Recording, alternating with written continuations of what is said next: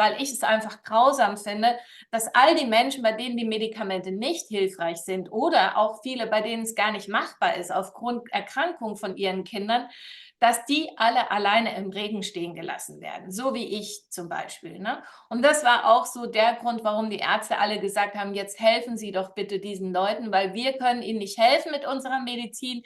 Helfen Sie doch bitte denen, bei denen nichts anderes hilft. Um dir erste Hilfe zu geben, wie du trotz ADHS auch ohne Medikamente klarkommen kannst.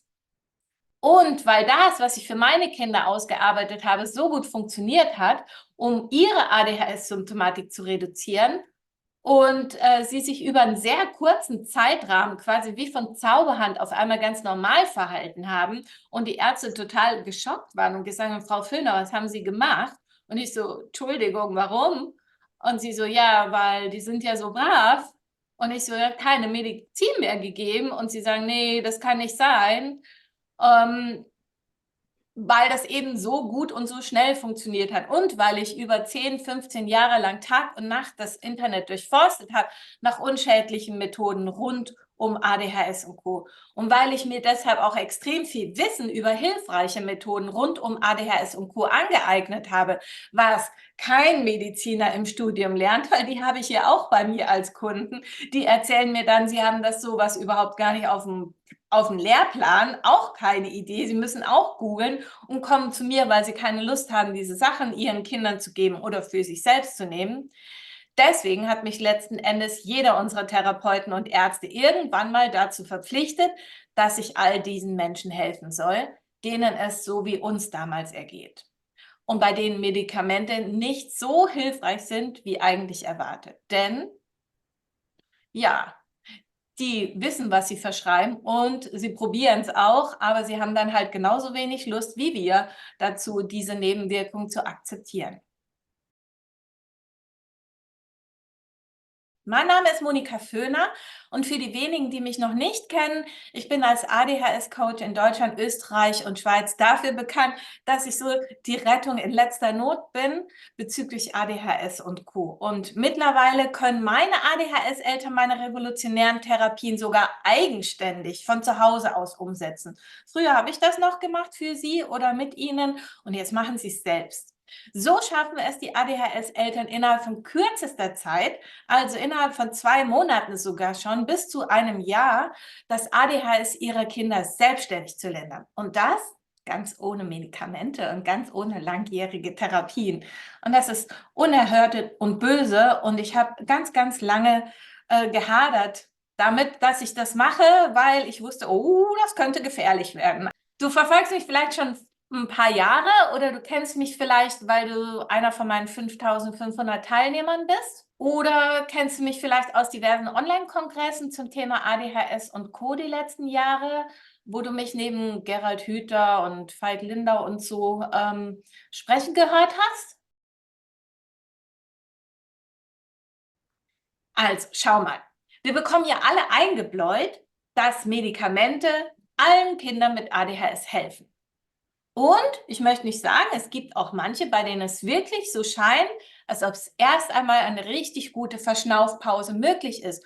Und das ist ja auch wichtig, dass du mal zum Durchschnaufen kommst. Das ist ja wichtig, dass man mal irgendwann ja mal ein bisschen entspannen kann und dass zumindest vielleicht die ganze Umwelt einen nicht so wahnsinnig macht. Aber die Realität aus Hunderten von Gesprächen mit ADHS-Eltern sieht leider so aus, dass jeder Einzelne denkt, er wäre ein Ausnahmefall, weil die Medis nicht wirken. Und dem ist gar nicht so. Also mir wurde das auch gesagt, ach, wir haben nur noch nicht das richtige Medikament gefunden. Das ist nur bei Ihnen das Problem. Ha, ha, ha. Also ich habe hier ganz, ganz, ganz viele Leute, die täglich mit mir telefonieren und die mir alle dieselbe Geschichte erzählen. Genau, also es verbessert sich oftmals viel zu wenig. Die Leute sagen, okay, mein Kind kann sich besser konzentrieren. Das ist das, was sie gesagt bekommen. Wenn man dann aber nachfragt, hat es was vom Schulstoff mitbekommen? Nö. Musst du mit den Hausaufgaben helfen? Ja. Weiß es, was es aufhat? Nö, also am Ende kommt dann oftmals bei raus, okay, es ist ruhiger, der Lehrer beschwert sich nicht mehr, aber so wirklich viel mehr mitbekommen oder kapiert im Unterricht hat es auch nicht. Und die Hausaufgaben müssen trotzdem noch, es muss zu Hause einfach alles beigebracht werden, was in der Schule nicht kapiert wurde, wo das Kind halt ruhig gestellt wurde. Also ich kenne es von mir, von meinem Sohn, der war da einfach dann sediert. Ne? Und ich kam nach Hause und musste dann die ganze Schule mit ihm machen. Ich weiß noch, wie oft ich ihn angeschrien habe. Ich habe extra kein Lehramt studiert und jetzt muss ich mit dir hier jeden Tag sitzen. Ich will mal wieder raus. Ne?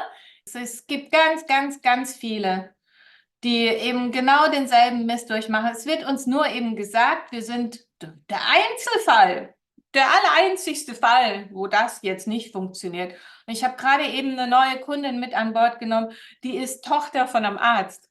Und der möchte, dass sein Enkelsohn auch unbedingt Medikamente nimmt und die kriegt auch zu hören, ihr habt einfach noch nicht das Richtige gefunden. Komm, probiert doch noch ein paar andere. Ich habe das gemacht, leider. Ich bin nicht stolz drauf. Also bis zum 9. Psychopharmaka, ich weiß nicht, ob das heutzutage noch viele schaffen. Ich wollte damals alles richtig machen, wollte unbedingt eine gute Mutter sein. Und ja, es ging halt in die Hose bei mir. Gut, ich werde euch heute auf jeden Fall zeigen, wie ich das gemacht habe, dass mein Kind trotz drohendem Schulrausschmiss, trotz diverser Anzeigen bei der Polizei, trotz dringender Empfehlung, mein Kind in eine Wohngruppe zu geben, zu einem sehr, sehr zuverlässigen, coolen und absolut integrierten jungen Teenager wurde, dem bei der Übergabe seines Abschlusszeugnisses sogar von Mitschülern aus der Nebenklasse applaudiert wurde und das, obwohl er keinen 1,0er Schnitt hatte. Und ich werde euch auch zeigen, was die Geheimzutat ist, mit der es über 300 Familien in den letzten 10 Jahren geschafft haben, die unmöglichsten Situationen so zu verändern, dass diese wieder ein ganz normales Familienleben haben. Mit Quality Time, mit entspannten und glücklichen Kindern, die auch gerne in die Schule gehen, die bei ihren Mitschülern gut ankommen, die eingeladen werden auf Geburtstagsfeiern und die sich auch mal auf neue Dinge einlassen können und nicht die ganze Zeit Nein, Nein, Nein schreien oder ausflippen und die ohne Angst, Kampf und Verweigerung einfach ihr Leben genießen können und sich nicht mehr ständig selbst im Weg stehen. Also das Ding ist, es gehört für alle so entstresst und nicht nur für das Kind. Und da ich systemische Familientherapeutin bin, war ich so nicht zufrieden, dass immer nur ein Kind gekommen ist. Und ich habe gesehen, die Mutter dreht immer noch am Rad. Ne? Das ist ja schön, wenn sie nicht mehr so dolle am Rad drehen muss, weil das Kind ja nicht mehr so viel Schlimmes macht.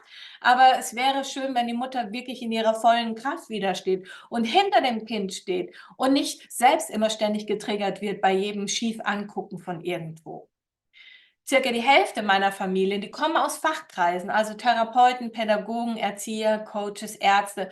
Und genau die haben oftmals so gar keine Lust, Medikamente an ihre Kinder zu geben. Denn die wissen um die Nebenwirkung. Und eben, selbst Fachpersonen kontaktieren mich, weil sie auf der Suche sind, wie man ADHS im Ursprung behandeln kann. Weil sie wissen auch, das kann nicht sein, weil es funktioniert ja nicht. Und sie haben keine Lust, wie sonst üblich, einfach nur die ADHS-Symptome während einer speziellen Wirkdauer auszuschalten und zu dimmen, sondern sie wollen, dass das Kind und sie selbst den ganzen Tag über entspannt sind und nicht nur 3 oder 4 Stunden. Oder wenn es Retardprodukte sind und sie wirken dann vielleicht bis um 3 Uhr nachmittags. Und dann haben die Eltern halt zu Hause den Super-GAU. Ne? Das ist jetzt auch schrecklich für die Eltern, aber dann ist wenigstens Ruhe in der Schule. Die Frage ist es das wert? Wie eine echte Lösung aussehen kann. Und zwar ohne jahrelanges Therapeutenhopping, weil das haben wir alle schon zur Genüge gemacht. Und auch ohne Medikamente. Das ist es, was ich mit meinem Kind innerhalb von einem Jahr geschafft habe und was ich seitdem schon mit Hunderten von ADHS-Familien gemacht habe. Wenn du diese Schritte 1:1 umsetzt, dann kannst du tatsächlich innerhalb der nächsten 60 Tage euren Stresslevel in der kompletten Familie runterfahren.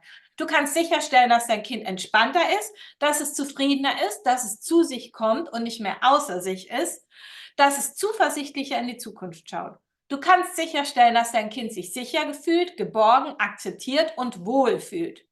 sodass ihr alle nicht mehr ständig streiten müsst, euch nicht mehr ständig verteidigen müsst, nicht mehr kämpfen, flüchten, nur übervorsichtig sein müsst oder so einen Tanz auf dem Vulkan haben müsst, wie es jetzt vielleicht sehr oft ist. Ich kenne das, weil ich hatte das auch.